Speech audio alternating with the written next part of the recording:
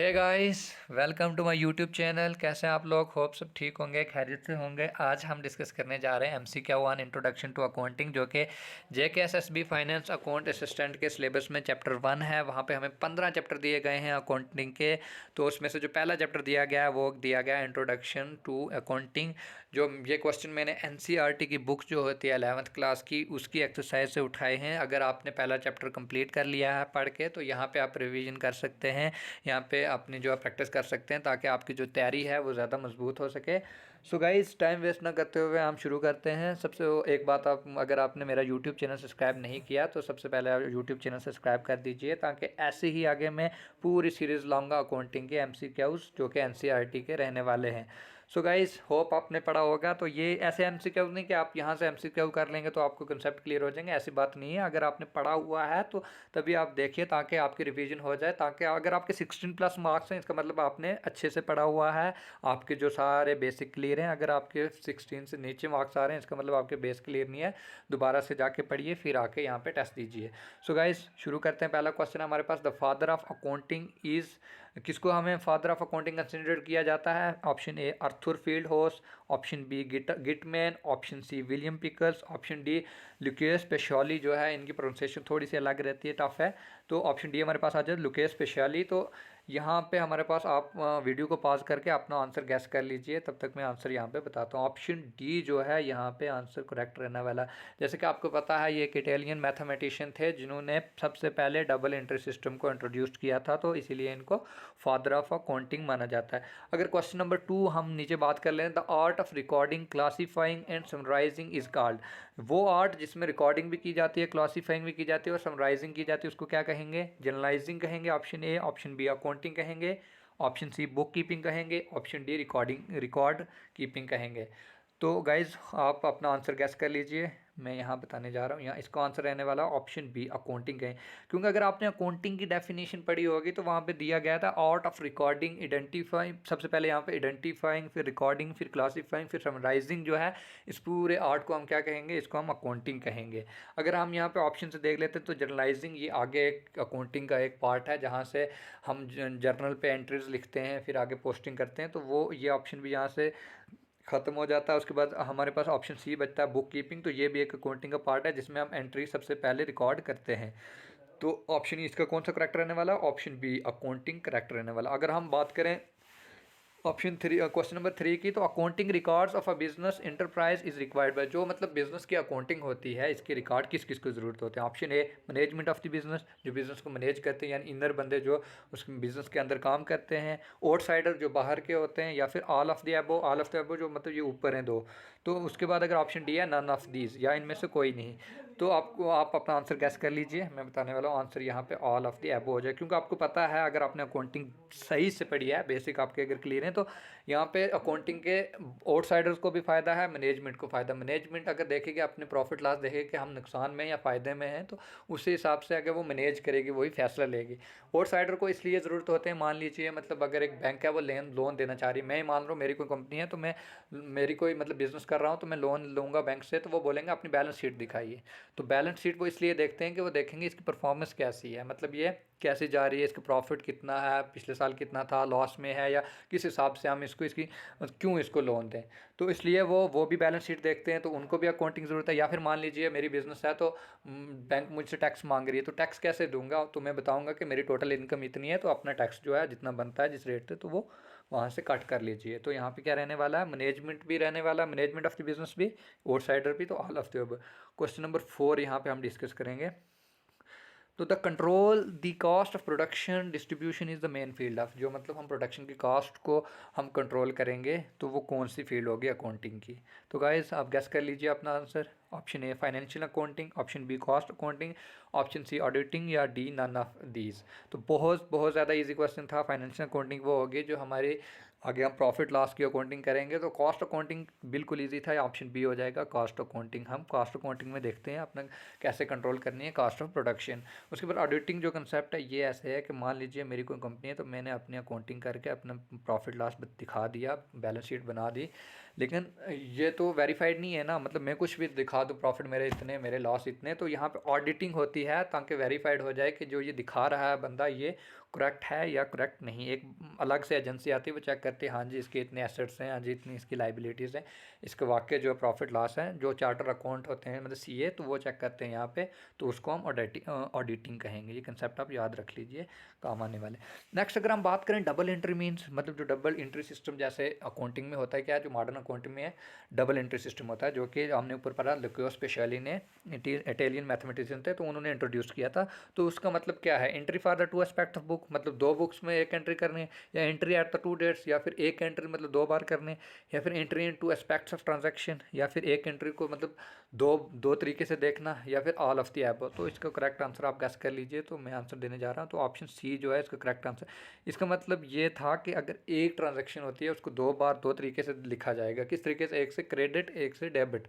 तो उसका जो मतलब लिक्यो स्पेशली ने दिया था कि एक ट्रांजैक्शन जो है वो दो बार होती है, डेबिट भी होती है कि कुछ कोई लेगा फिर कोई देगा। मतलब मान लीजिए मैं दुकानदार को जो है पैसे दे रहा हूँ, तो तभी वो मुझे सामान देगा। इसका मतलब उसने पैसे कैश रखा, तो गुड्स जो है ये उसके कैश क्या हो गए, एसेट से, तो एसेट उसके हो गए डेबिट, तो उसका जो वहाँ पे गुड्स थे तो वो हो जाएंगे क्रेडिट। तो इसका मतलब ये क्या है कि एक ट्रांजैक्शन है वो दो बार लिखी जाती है। अगर अकाउंटिंग अपने बेसिक आपके क्लियर है तो आपको पता चल जाएगा, एक डेबिट साइड पे लिखा जाता है और क्रेडिट साइड पे एक ही एंट्री जो है दो बार लिखी, दो बार नहीं लिखी जाती सॉरी, मतलब दो जगह लिखी जाती, क्रेडिट साइड भी और डेबिट साइड भी। तो इसके जो है करेक्ट आंसर हो जाएगा ऑप्शन सी। नीचे अगर हम बात करें क्वेश्चन नंबर 6 की, तो book keeping provides, book keeping हमें कौन सी इन्फॉर्मेशन प्रोवाइड करती है। Option A primary information, option B secondary information, option C की बात करें फाइनल इन्फॉर्मेशन, और ऑप्शन डी की बात करें नॉन ऑफ दीज। यहाँ पे बहुत ज़्यादा इजी क्वेश्चन था ये, तो आप अपना आंसर गैस कर लीजिए। तो मैं आंसर बताने जा रहा हूँ। यहाँ पे आंसर जो ऑप्शन ए रहने वाला सही, प्राइमरी इन्फॉर्मेशन, क्योंकि बुक कीपिंग आइडेंटिफाइंग के बाद जो एंट्री की जाती है वो बुक कीपिंग ही उसको कहते हैं, रिकॉर्ड करते हैं। जो पहले ट्रांजैक्शन हम रिकॉर्ड करते हैं तो उसको क्या कहते हैं, बुक कीपिंग। तो बुक इसलिए ये क्या हो जाएगी, जो सबसे पहले इन्फॉर्मेशन अगर बंदा रिकॉर्ड करे तो उसको क्या कहते हैं, प्राइमरी इन्फॉर्मेशन। नीचे हमारे पास क्वेश्चन नंबर 7 की अगर बात करें, तो क्वेश्चन नंबर अगर हम 7 की बात करें, यहाँ पूछा गया कि recording of the business transaction in a systematic way is called. मतलब एक रिकॉर्डिंग जो है ट्रांजैक्शन की रिकॉर्ड मतलब करना एक सिस्टमैटिक वे में, उसको हम क्या कहेंगे, अकाउंटिंग कहेंगे, या फिर रिकॉर्डिंग कहेंगे, या फिर जर्नलाइजिंग कहेंगे, या फिर बुक कीपिंग। अकाउंटिंग हमने पढ़ लिया था डेफिनेशन, अकाउंटिंग किसको कहते हैं, सबसे पहले आइडेंटिफाइंग करना है, फिर रिकॉर्ड करना है, फिर एनालाइज करना है, फिर समराइज करना है, उसके बाद कम्युनिकेट करना, तो उसको हम रिकॉर्डिंग इसको हम अकाउंटिंग कहेंगे। तो ये यहाँ पे गलत हो जाएगा क्योंकि सिर्फ रिकॉर्डिंग की बात की जा रही। तो रिकॉर्डिंग जो है, इसके बाद ऑप्शन बी रिकॉर्डिंग, तो आपने अकाउंटिंग अगर पढ़ी होगी तो वहाँ सिर्फ रिकॉर्डिंग की कोई टर्म नहीं होती। उसके बाद जर्नलाइजिंग, तो वो भी मैंने बता दिया था, वो आगे होगा। तो इसका आंसर क्या हो जाएगा, बुक कीपिंग। जो हम सबसे पहले रिकॉर्ड करते हैं कोई भी ट्रांजेक्शन, तो जिस लिखते हैं जाके जिस बुक्स पे, तो उसको क्या कहते हैं, बुक कीपिंग। अगर क्वेश्चन नंबर 8 की बात करें, तो modern system of book keeping is, जो modern system of book keeping का उसको क्या कहते हैं, single entry system, double entry system, British system, या none of these. Single entry system जो था ये पहले था, आप आंसर अपना जो है गैस कर लीजिए इनको छोड़ के। तो डबल एंट्री सिस्टम इसका जो करेक्ट आंसर रहने वाला है, क्योंकि हमने पढ़ा था कि जो इटालियन मैथमेटिशियन थे लिक्यो स्पेशली ने हमें बताया था कि जो डबल एंट्री सिस्टम है, कोई एक चीज़ क्रेडिट होगी और दूसरी चीज़ डेबिट होगी। तो इसका करेक्ट आंसर बी रहने वाला है। ब्रिटिश सिस्टम हमने अभी तक पढ़ा ही नहीं है। उसके बाद अगर हम बात करें क्वेश्चन नंबर 9 की, तो double entry system of book keeping involve at least, जो डबल सिस्टम होता है बुक कीपिंग का, उसमें कितने मतलब जो है अकाउंट इन्वॉल्व होते हैं, one account, two account, two transaction, two person. तो यहाँ पे अगर आप अपना आंसर गैस कर लीजिए, यहाँ पे देख सकते हैं डबल एंट्री सिस्टम में कितने होते हैं। एटलीस्ट जो बात की है, ज़्यादा नहीं पूछा गया, एटलीस्ट कितने। तो एटलीस्ट यहाँ पे मैं आंसर आपको बता रहा हूँ, टू अकाउंट्स होते हैं। यहाँ पे टू पर्सन भी कैंसिल हो जाएगा क्योंकि दो पर्सन की बात नहीं होती। टू ट्रांजैक्शन जितनी मर्जी चाहे बंदा कर सके, लेकिन टू अकाउंट एटलीस्ट एक अकाउंट डेबिट होगा, दूसरा अकाउंट क्रेडिट होगा, ठीक है। तो ये आपने याद रखना। उसके बाद हम अगर क्वेश्चन नंबर 10 की बात करें, the supply of goods and service in exchange of money between two parties. जो supply of goods and service की सप्लाई होती है वो अगर एक्सचेंज हो दो पार्टियों के दरमियान, तो उसको हम क्या कहेंगे, गुड्स ट्रांजैक्शन, सर्विस ट्रांजैक्शन, या फिर बिजनेस ट्रांजैक्शन। तो यहाँ पे आप अपना आंसर जो है वो गैस कर लीजिए, फिर मैं आपको बताऊँगा आंसर क्या रहने वाला है। तो गाइस आंसर मैं बता रहा हूँ आपको, आंसर यहाँ पे सी रहने वाला है, क्योंकि गुड्स ट्रांजैक्शन होती ही नहीं। सिर्फ गुड्स की ट्रांजैक्शन हो, मतलब सिर्फ गुड्स की ट्रांजैक्शन, उसको भी हम गुड्स ट्रांजैक्शन नहीं कहेंगे, क्योंकि ये अकाउंटेंसी में यहाँ पे ये टर्म ही नहीं है। तो सर्विस ट्रांजैक्शन, सिर्फ सर्विस की ट्रांजैक्शन हो उसको भी हम नहीं कह सकते सर्विस ट्रांजैक्शन, इसलिए वो भी नहीं। अगर सिर्फ सर्विस की ट्रांजैक्शन हो मान लो उसको हम कहेंगे, लेकिन दो पार्टीज में जब गुड्स एंड सप्लाई हो तो बाकी और कुछ भी बहुत सारा होगा तो उसको हम क्या कहेंगे, बिजनेस ट्रांजैक्शन। ठीक है, एक बंदे ने लिया तो दूसरे ने लिया, इसका मतलब कहीं से डेबिट हो रहा है कहीं से क्रेडिट हो रहा है, तो इसका आंसर क्या करेक्ट रहने वाला है, बिजनेस ट्रांजैक्शन। क्रेडिट ट्रांजैक्शन कौन सी होती है, जो उधार पे, मतलब मान लो मैं बिजनेसमैन हूँ तो मैं उधार पे कुछ परचेज कर रहा हूँ एजेंसी वाले से, तो वो मेरी क्या होगी, क्रेडिट ट्रांजैक्शन। ठीक है, उसके बाद अगर हम बात करें, cash goods or assets invested by the proprietor in the business for earning profit. मतलब सिंपल लैंग्वेज में क्वेश्चन ये है कि एक बंदा जो है वो अपने जो कैश या गुड्स या एसेट्स, गुड्स किसको कहते हैं, सामान जो हो गया, कैश मतलब जो आपको मान लीजिए पैसा, और एसेट्स जो होते हैं, एसेट्स होते हैं मतलब वो चीज़ें जो जिनको वैल्यू हम कैश में कन्वर्ट कर सकें। ठीक है, मान लीजिए एक मतलब फर्नीचर है दुकान में, तो उसको अब जब बेचेगा वो तो क्या हो जाएगा, वो भी कैश में आ जाएगा। बिल्डिंग है तो वो उसको बेचेगा तो कैश में आ जाएगी। तो जितने भी एसेट्स हैं या फिर गुड्स या फिर कैश, ये वो इन्वेस्ट करता है किसी बिजनेस में अर्निंग प्रॉफिट के लिए, तो इन सब को मिला के हम क्या कहेंगे, इसको मिला के हम कहेंगे प्रॉफिट कहेंगे, इसको मिला के कैपिटल कहेंगे, इसको फिक्स एसेट कहेंगे, नन ऑफ एबव। आप अपना आंसर गैस कर लीजिए, होप आपने कर लिया होगा। तो यहाँ पे आंसर बी राइट करेक्ट रहने। जितने भी एसेट्स को अगर हम प्लस करेंगे, कैश भी एसेट्स है, गुड्स भी अलग एसेट्स है, या बाकी एसेट्स को अगर फर्नीचर गुड्स सब को मिला के हम क्या कहते हैं, जितनी बिल्डिंग्स वगैरह सब एसेट्स को अगर हम सम करें तो उसको एक जनरल टर्म में हम क्या कहते हैं, उसको कहते हैं कैपिटल। ठीक है, फिक्स एसेट वो जैसे बिल्डिंग एक बार हमने मतलब खर्चा कर लिया तो वो 2 4 5 साल रहने वाला खर्चा, उसको हम फिक्स एसेट कहेंगे। ठीक है, करंट एसेट जैसे हो गया हमने गुड्स लाए, सामान लाए, वो 1 साल में बिक जाएगा, तो यहाँ पे प्रॉफिट तो आएगा ही नहीं यहाँ पे बिल्कुल। तो गाइस होप आपको समझ आ रही होगी। अगर क्वेश्चन नंबर 12 की बात करें तो book keeping is an art है, ये आर्ट है या साइंस है या फिर दोनों है, साइंस या आर्ट। तो आपने अपना आंसर गैस कर लिए, तो आंसर रहने वाला है आंसर सी। आप वीडियो को पॉज कर लीजिए, मतलब अगर मैं जल्दी बता रहा हूँ तो आप वीडियो को पॉज करके अपना आंसर गैस करके फिर देख लीजिए। तो आंसर सी रहने वाला, क्योंकि ये एक आर्ट भी है। आर्ट इसलिए है कि एक मतलब हम जब रिकॉर्ड करते हैं तो वो आर्ट होगा, और सिस्टम साइंस इसलिए कि ये सिस्टमेटिक वे में रिकॉर्ड होता है, ऐसे ही नहीं रिकॉर्ड हमने कर लिया कोई भी, तो कौन किसको डेबिट करना किसको क्रेडिट करना, तो ये यहाँ पे एक साइंस भी है। तो बोथ आर्ट भी और साइंस भी। नीचे अगर बात करें हम क्वेश्चन नंबर 13 की बात करें तो पूछा गया who is considered as the father of accounting in India. ये एनसीईआरटी का क्वेश्चन है। तो पूछा गया कि जो इंडिया में किसको माना जाता है अकाउंटिंग का फादर, तो Chanakya, option A Aryabhatta, option B और ऑप्शन सी की बात करें श्री कल्याण सुब्रमण्यम अय्यर जो है, सी है, D answer APJ Abdul Kalam. तो आप अपना आंसर गैस कर लीजिए, मैं अपना आंसर बताने जा रहा हूँ। ऑप्शन सी जो है इसका करेक्ट आंसर रहने वाला है, श्री कल्याण सुब्रमण्यम। इनका अय्यर जो है, इनके आप प्रोनाउंसिएशन देख लीजिए, आपने याद रखना है इनको जो है कंसिडर किया जाता है फादर ऑफ अकाउंटिंग। ऐसे क्वेश्चन आ सकते हैं।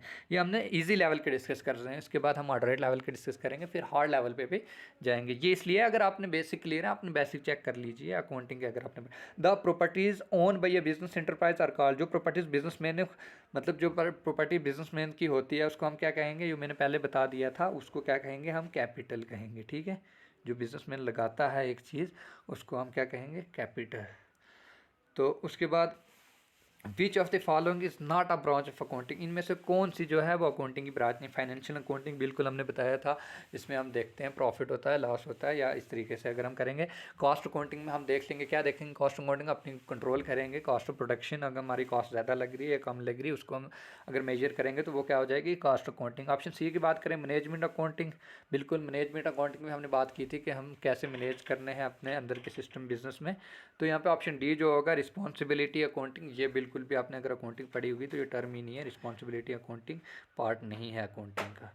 तो अगर हम क्वेश्चन नंबर 16 की यहाँ पे बात, तो यहाँ पे अगर हम क्वेश्चन नंबर 16 की बात करें तो book keeping and accounting one and the same thing. यहाँ पे पूछा गया ट्रू फॉल्स में आपने बताना कि बुक कीपिंग और अकाउंटिंग जो है वो सेम चीज़ है या नहीं है। यहाँ पे आप गैस कर लीजिए अपना आंसर, मैं बताने जा रहा हूँ। यहाँ पे ये फॉल्स है, क्योंकि बुक कीपिंग और जो है अकाउंटिंग ये दो अलग अलग चीज़ें हैं। क्योंकि जब हम रिकॉर्ड करेंगे किसी भी चीज़ को तो वो क्या रहने वाला है, वो तो जब कोई रिकॉर्ड हम करते हैं ट्रांजैक्शन, किसी ने कोई चीज़ ली है तो उसको जब लिखेंगे तो उसको हम क्या कहेंगे, बुक कीपिंग। लेकिन आपको ये भी पता है कि बुक कीपिंग जो है वो पार्ट है अकाउंटिंग का। बुक कीपिंग के बाद फिर हम उसको बाद जर्नल में ले जाते हैं, फिर लेजर, फिर उसके बाद हम अपना बाकी जितने भी मतलब करते हैं, एनालाइज करते हैं, समराइज़ करते हैं। तो इसलिए ये यहाँ पे फॉल्स रहने वाला है, क्योंकि ये दोनों सेम चीज़ नहीं है। ये बुक कीपिंग सिर्फ पार्ट है अकाउंटिंग का, जो कि सबसे पहले जब रिकॉर्ड करते हैं किसी चीज़ को तो उसको हम क्या कहते हैं, बुक कीपिंग। ये हमने पहले भी डिस्कस किया।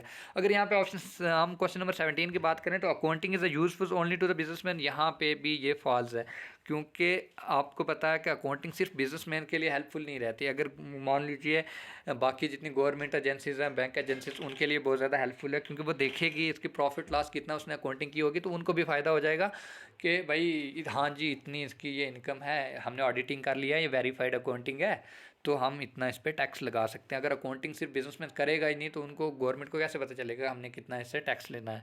तो बाकी अगर बात करें क्वेश्चन नंबर 18 की, तो book keeping is a limited up to recording business transaction, नहीं बिल्कुल नहीं। यहाँ पे पूछा गया कि बुक कीपिंग जो है वो limited, book keeping is limited up to recording business transaction, हाँ ये ट्रूज है, क्योंकि बुक कीपिंग जो है वो सिर्फ लिमिटेड, बुक कीपिंग सिर्फ बिजनेस की ट्रांजैक्शन करते हैं या फिर कोई और करते हैं, तो सिर्फ हम बिजनेस की ट्रांजैक्शन करते हैं। बाकी मान लीजिए मेरा पर्सनल अकाउंट था, तो पर्सनल अकाउंट में से मैंने गाड़ी ले ली, तो इसमें बिज़नेस का तो कोई नहीं ना।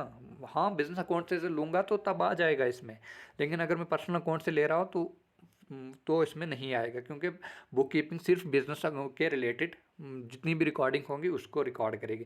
क्वेश्चन नंबर 19 की बात करें तो first step in an accounting process is identifying a business, बिल्कुल आसान क्वेश्चन है, गैस कर लीजिए, पता होगा आपको।